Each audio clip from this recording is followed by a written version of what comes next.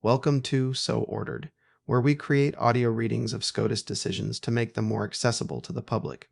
At the time of creating this podcast, the Supreme Court of the United States does not release audio of the court's decisions. Our mission is to make it so the public can be better informed on decisions of the court by using AI to generate audio of written opinions. The case before us today is Sripetch v. Securities and Exchange Commission, docket number 25466, decided June 4, 2026. Before reading the opinion itself, here is a brief summary of the case and the questions presented. Sripetch engaged in numerous fraudulent schemes involving at least 20 penny stock companies. After discovering the schemes, the Securities and Exchange Commission brought a civil enforcement action against him, charging 6 counts of securities fraud and 1 count of selling unregistered securities. Sripetch consented to the entry of judgment and agreed that the court could order disgorgement. When the commission sought to recover over $4.1 million in disgorgement, Sripetch objected, arguing that the request violated the court's decision in Louvet Securities and Exchange Commission because the commission lacked evidence that his schemes caused investors any financial loss. The Ninth Circuit rejected that argument, deepening a split among the courts of appeals. The question presented was whether the Securities and Exchange Commission may seek equitable disgorgement under Title 15 of the United States Code, Section 78U, subsection D, paragraphs 5 and 7, without showing that investors suffered pecuniary harm. The court held, a showing of pecuniary loss to investors is not required before the Securities and Exchange Commission may obtain a disgorgement award. Even assuming that disgorgement remains an equitable remedy bound by traditional equitable principles, those principles allow a court to deprive a wrongdoer of his unlawful gains without proof that any victim suffered a measurable financial loss. The judgment of the Ninth Circuit was affirmed. Justice Gorsuch delivered the opinion for a unanimous court. Justice Thomas filed a concurring opinion. As a reminder, the audio is an AI-generated reading of a published opinion of the Supreme Court of the United States. The voice you will hear has been synthesized to loosely resemble that of the justice that wrote the opinion. All tone, inflection, pacing, and emphasis are produced by the AI model and should not be attributed to any justice. The text itself has been lightly adapted to aid in the creation of the spoken delivery. This is a project to attempt to make court decisions more accessible to the public, and any substantive changes during the reading are completely unintentional. Please visit www.supremecourt.gov to read the opinion published by the court. You can find a link directly to the opinion in this episode's description. As the audio is AI generated, you may hear some audio glitches, including odd pronunciation, noticeable pauses, or repeated words. We're continually working to improve our process to reduce these, and we appreciate you sticking with us as we improve the listening experience. The following is the opinion of the court in Sripetch v. Securities and Exchange Commission. The Securities and Exchange Commission, SEC, may sometimes seek a court order directing those who violate federal securities laws to disgorge their ill-gotten gains to wronged investors. This case presents the question whether, as a condition of securing that relief, the SEC must prove victims of the securities law violation have suffered pecuniary loss. The SEC's disgorgement powers have a long and nuanced history. When Congress created the SEC in the 1930s, it did not authorize the Commission to seek monetary awards for violations of federal securities laws. Instead, the only statutory remedy the SEC could pursue was a judicial injunction barring future violations of securities laws. Ongkaruck v. SEC decided in 2017. With time, that changed. In 1990, for example, Congress provided the Commission with a full panoply of additional enforcement tools, including the power to seek monetary penalties for certain violations.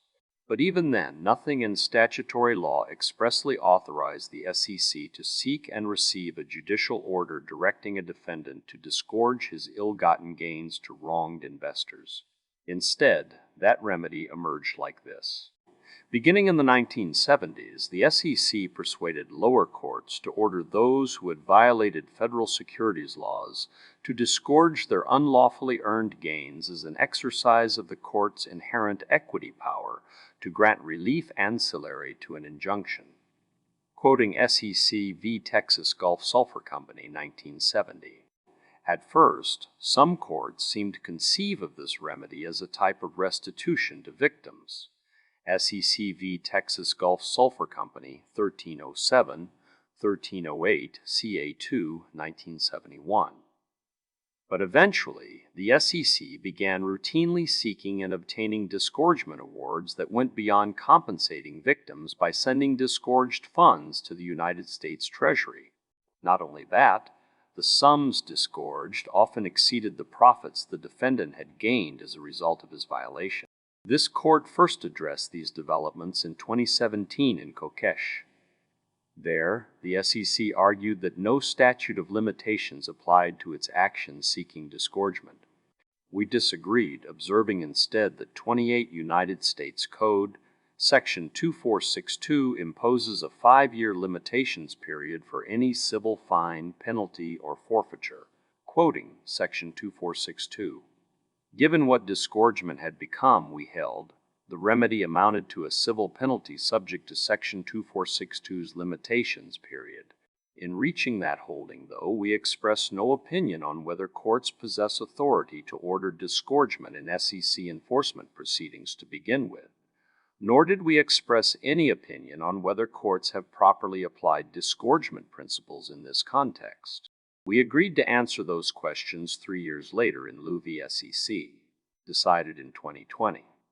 While the term disgorgement still appeared nowhere on the list of its statutory remedies, the SEC stressed that Congress had enacted 15 United States Code, Section 78 UD, in 2002, a provision allowing it to seek any equitable relief that may be appropriate or necessary for the benefit of investors. And, the Commission argued, that statute's reference to equitable relief was broad enough to authorize its existing practice of seeking disgorgement awards. See Liu. We agreed in part. Yes, we held, equitable relief can encompass a disgorgement remedy. But no, we added, the term equitable relief does not capture the kind of disgorgement the SEC had often sought in lower courts. And though we did not purport to set forth all the bounds of traditional equity practice applicable under Section 78 UD, we did identify some key limitations on the disgorgement remedy authorized by that statute's equitable relief language. Among those limitations were these two. First, because equity seeks to deprive wrongdoers of their profits from unlawful activity, we held that any remedy must be limited to the defendant's net profits, not total revenues derived from his securities law violations. Second, because equity aims to deliver wrongful gains to wronged victims, a point reinforced by Section 78 UD's focus on investors, we concluded that any amounts the SEC secures must be awarded for victims.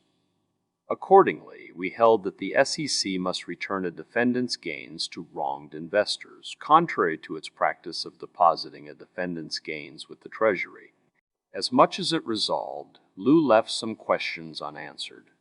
We did not decide whether the SEC may seek disgorgement when it is infeasible to distribute the collected funds to investors, nor did we decide what showing the Commission might have to make to prove infeasibility. Those questions remain for another day yet, as they have no bearing on this case. Liu also left unaddressed what statute of limitations might apply to disgorgement actions under Section 78 UD. True, Kokesh had held that Section 2462's 5-year limitations period governed actions seeking disgorgement because, at that time, the remedy amounted to a civil penalty. But going forward, Liu clarified, disgorgement would need to follow traditional equitable principles, which do not confer the power to impose a penalty. See also Marshall v. Vicksburg, 1873, stating, "Equity never lends its aid to enforce a penalty." So the question of what limitations, period, if any, might attach to SEC disgorgement actions once again became uncertain. 6 months after Liu, Congress again addressed the SEC's remedial powers. In doing so, it left intact the Commission's authority to seek equitable relief in Section 78 UD. But in Section 78 UD, Congress now explicitly added disgorgement to the SEC's list of enforcement tools. and it provided that the SEC may seek disgorgement of any unjust enrichment by the person who receives such unjust enrichment as a result of his securities law violation. Finally, Congress added two new statutes of limitations, one governing equitable relief generally, and another expressly addressing disgorgement, see Section 78 UD. All that brings us to this case. Sripetch engaged in numerous fraudulent schemes involving at least 20 penny stock companies. Some were classic pump-and-dump operations in which Mr. Sripetch and his co-conspirators obtained shares of penny stock companies, promoted the companies to others, watched the share price rise, and then promptly sold. On discovering the schemes, the SEC brought a civil enforcement action against Mr. Sripetch, charging him in court with 6 counts of securities fraud and 1 count of selling unregistered securities. Mr. Sripetch consented to the entry of judgment against him and agreed that the court could order disgorgement. When the SEC proceeded to seek over $4.1 million in disgorgement, however, Mr. Sripetch objected. As relevant here, he argued that the SEC's request violated Liu for a very specific reason. The Commission lacked evidence that his schemes caused investors to suffer any financial losses, so there were no victims for whom disgorgement could be awarded under Liu. The SEC disagreed, arguing that investors could qualify as victims under Liu, even if they lost no money, and the Commission asserted that, regardless, its evidence demonstrated that investors had suffered pecuniary loss as a result of Sripetch's wrongdoing. The District Court accepted the Commission's second argument. As it saw things, the SEC had done enough to show that Mr. Sripetch's investors had suffered pecuniary loss. Accordingly, the District Court did not decide whether such a showing was required in the first place. When Mr. Sripetch appealed, however, the Ninth Circuit proceeded differently. Accepting the SEC's threshold argument, it held that a finding of pecuniary harm is not required before a court orders disgorgement. The Ninth Circuit acknowledged that, under Liu, disgorgement must be awarded for victims. But it rejected Mr. Sripetch's submission that victim must be narrowly defined as an individual or entity that has suffered pecuniary harm. As support, the court pointed to common law sources indicating that a claimant seeking disgorgement need only show an actionable interference by the defendant with the claimant's legally protected interests. Given its conclusion that the SEC did not need to show pecuniary loss at all, the court declined to decide whether the SEC had in fact made a showing of pecuniary harm. The Ninth Circuit's decision deepened a split among the courts of appeals.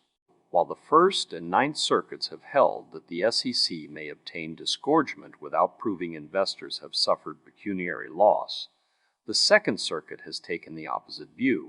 Compare SEC v. Navalier 2024 and SEC v. Goville 2023.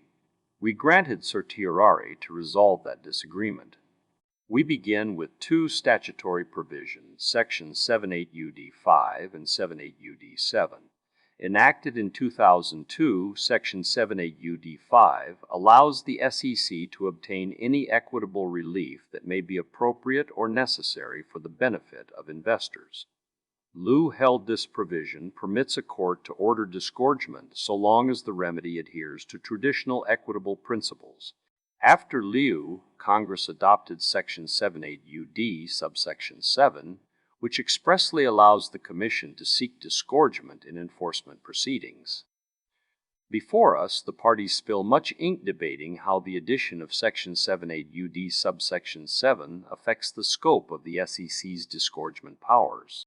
Mr. Sripetch contends that the same equitable constraints Liu held applicable to disgorgement under Section 78 UD 5 also apply under Section 78 UD 7. That is so, he says, because Congress meant simply to codify Liu when it adopted Section 78 UD 7 and expressly authorized a disgorgement remedy for the first time.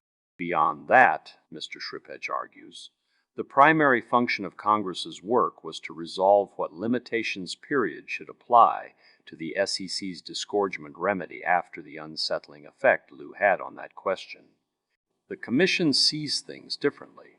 It concedes that under Section 78 UD7, as under Section 78 UD5, the SEC may seek disgorgement of only a defendant's net profits that were causally connected to his unlawful conduct. After all, Congress's new statutory language authorizing disgorgement permits the Commission to seek no more than the unjust enrichment a defendant received as a result of his securities law violations. At the same time, the SEC claims that Section 78 UD7 differs from Section 78 UD5 in one important respect. While we held in lieu that disgorgement under Section 78 UD5 must be awarded for victims of the defendant's securities law violations, the SEC argues this constraint does not apply when it seeks disgorgement under the new provision Congress added after lieu. As a result, the Commission says, in actions under Section 78 UD7, it does not have to connect the unlawful profits it seeks to any specific victims, and the government may resume its former practice of keeping disgorgement awards for itself. To decide this case, we need not resolve that dispute.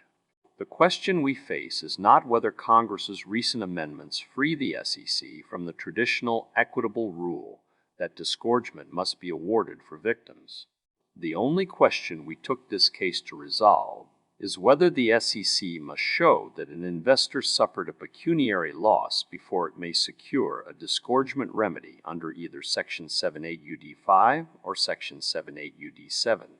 And to answer that question, we can simply assume without deciding that disgorgement under Section 78 UD7 remains an equitable remedy, so that it must comply with traditional equitable rules, including the rule that disgorgement must be awarded for victims. Even assuming all that to be true, we conclude that a showing of pecuniary loss is not required before an investor may qualify as a victim of an offender's wrongdoing entitled to compensation. Perhaps the easiest way to see why traditional equitable principles associated with disgorgement do not require proof of pecuniary loss is to contrast that remedy with the legal remedy of damages. Ordinarily, when a person violates the legal rights of another, a court will order the wrongdoer to pay damages measured by the plaintiff's loss. The primary goal is to put the plaintiff in as good a position as he would have been in absent the wrongdoer's actions. See Williston, Law of Contracts, Section 1338, 1920. See also Dobbs, stating, damages is an instrument of corrective justice, an effort to put the plaintiff in his or her rightful position.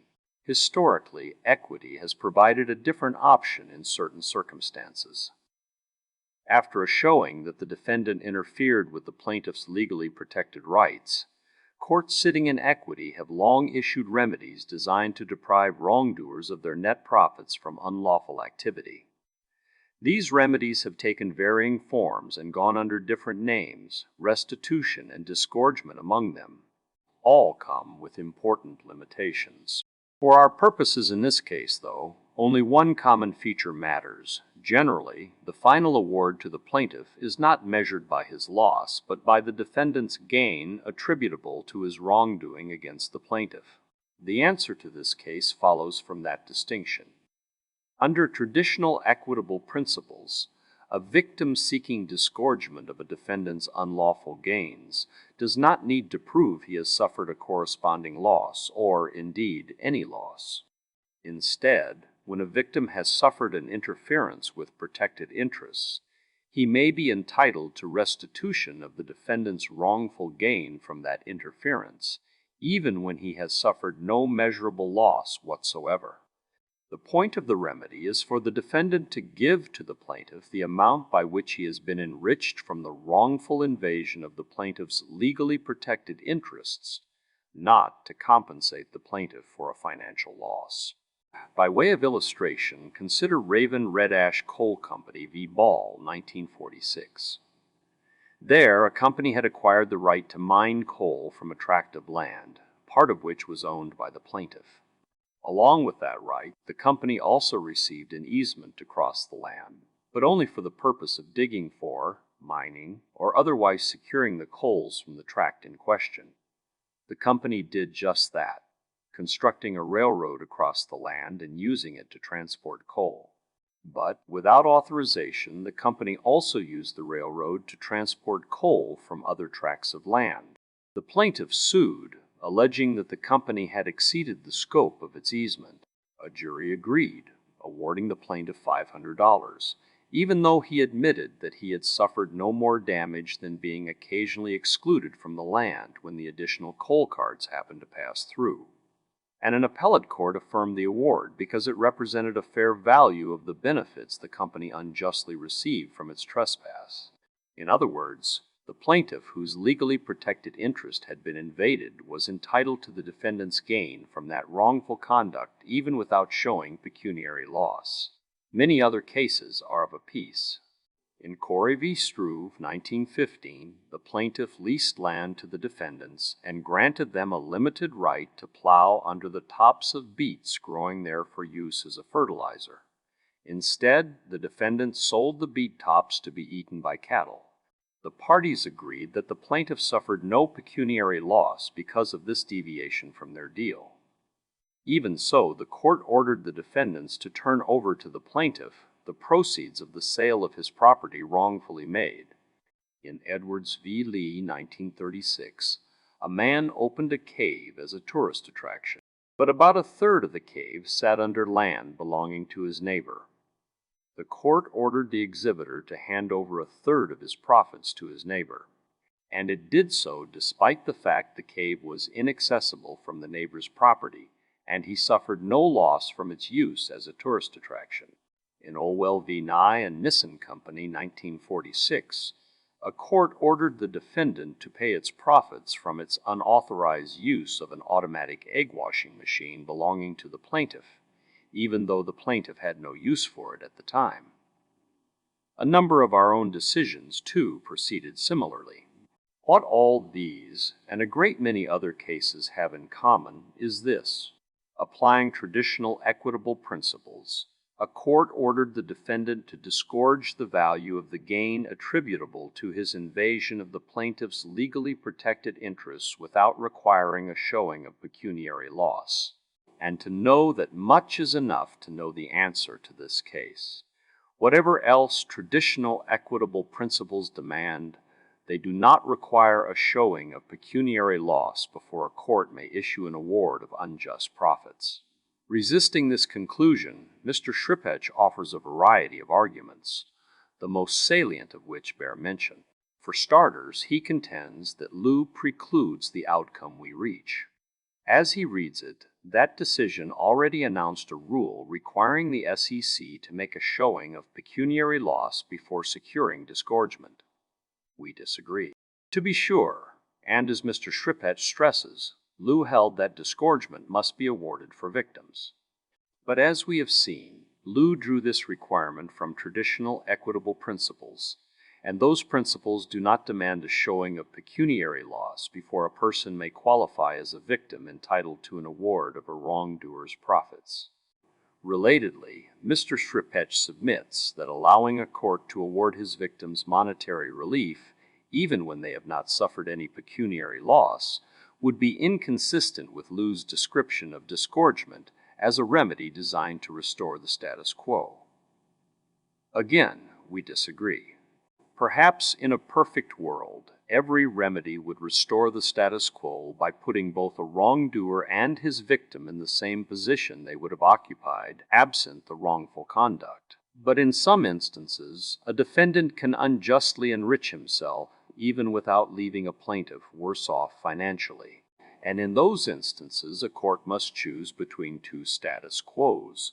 It can either restore the defendant to his prior position by stripping him of his unjust gains, or it can allow the defendant to benefit from his misconduct because the plaintiff's financial position has not changed. And, as the cases above illustrate, equity traditionally prefers the first outcome, not the second. See also Falk v. Hoffman, 1922, stating equity will not be over-nice in balancing the efficacy of one remedy against the efficacy of another, when action will baffle and inaction may confirm the purpose of the wrongdoer. At bottom, Mr. Sripetch's real worry seems to be that, without a pecuniary loss requirement, the SEC might lose sight of traditional equitable principles altogether.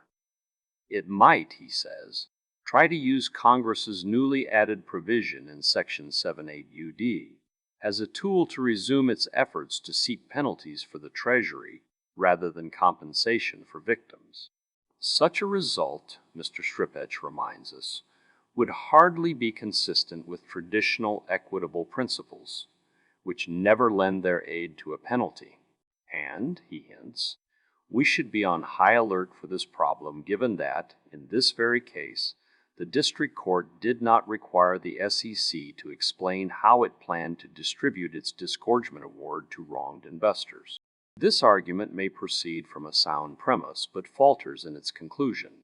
Should the government seek to depart from traditional equitable principles and attempt to use Section 78 UD to secure penalties, it would of course proceed beyond what Lew-held Section 78 UD tolerates. That development would raise questions about whether and to what degree Section 78 UD permits deviation from equitable principles, and it would invite other questions too. See, for example, SEC v. Jarkisy, decided in 2024, holding that, when the SEC seeks penalties, the Seventh Amendment entitles the defendant to a jury trial. But none of this means, as Mr. Sripetch suggests, that we should hold the SEC's disgorgement remedy requires proof of pecuniary loss, a requirement foreign to Lew and to traditional equitable principles alike. Mr. Sripetch's amici offer one more way still in which, they say, a decision for the SEC in this case could risk transforming disgorgement into a penalty. They point to the traditional equitable principle that disgorgement is appropriate only in cases where a defendant has violated a victim's legally protected rights. See, for example, brief for Chamber of Commerce of the United States of America as Amicus Curiae 1112. And they express concern that the Commission might try to seek disgorgement even for securities, law violations that do not invade the legally protected interests of any investor. But that worry, too, is beside the point in this case, for, as it comes to us, Mr. Sripetch has not disputed that his victims suffered a violation of their legally protected interests, because traditional equitable principles do not require a showing of pecuniary loss to justify a disgorgement award, and nothing in Lew teaches otherwise. The judgment of the Ninth Circuit is affirmed. It is so ordered.